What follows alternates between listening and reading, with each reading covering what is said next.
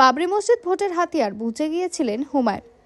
তৃণমূল তাকে সাসপেন্ড করেছে, নতুন দল গড়ছেন তিনি। আর যে ইস্যুকে কেন্দ্র করে তৃণমূল তার বিরুদ্ধে ব্যবস্থা নিয়েছে, সে বাবরি মসজিদকে ভোটে হাতিয়ার করতে চলেছেন ভরতপুরের বিধায়ক হুমায়ুন কবির। বাবরি মসজিদ তৈরি করতে হলে তার দলকে 90 আসনে জেতাতে হবে বলে স্পষ্ট করে দিলেন। কেন 90টি আসন দরকার তারও ব্যাখ্যা দিলেন হুমায়ুন। গত 6 ডিসেম্বর বেলডাঙ্গায় বাবরি মসজিদের ভিত্তিপ্রস্তর স্থাপন করেছেন হুমায়ুন।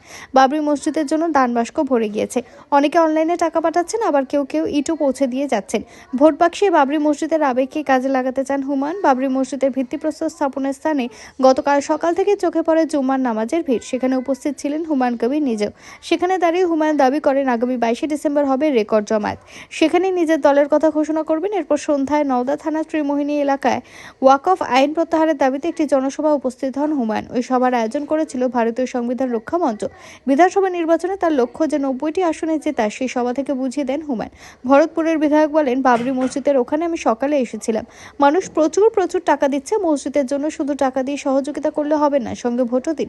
কারণ বিজেপি কিংবা তৃণমূল যদি একক সংখ্যাগরিষ্ঠতার সরকার গড়ে, তাহলে কেউ মসজিদ তৈরি করতে দেবে না। এরপরে তিনি বলেন, 90টি আসনে আমাকে জেতান, তাহলে সরকারের চাবিকাঠি আমার হাতে থাকবে। আর না হলে আপনারা এত ইট দিচ্ছেন, এত টাকা দিচ্ছেন, সেসব টাকা কাজে লাগাতেই পারবো না। বিজেপি তৃণমূল কেউ বাবরি মসজিদ করতেই দেবে না। বিধানসভা নির্বাচনে তার দল 135টি আসনে লড়বে বলে আগেই জানিয়েছেন হুমায়ুন। ভিডিওটি ভালো লাগলে লাইক করুন এবং আমাদের ইউটিউব চ্যানেলটি সাবস্ক্রাইব করে আমাদের সঙ্গে থাকুন পরবর্তী আপডেটের জন্য। ধন্যবাদ।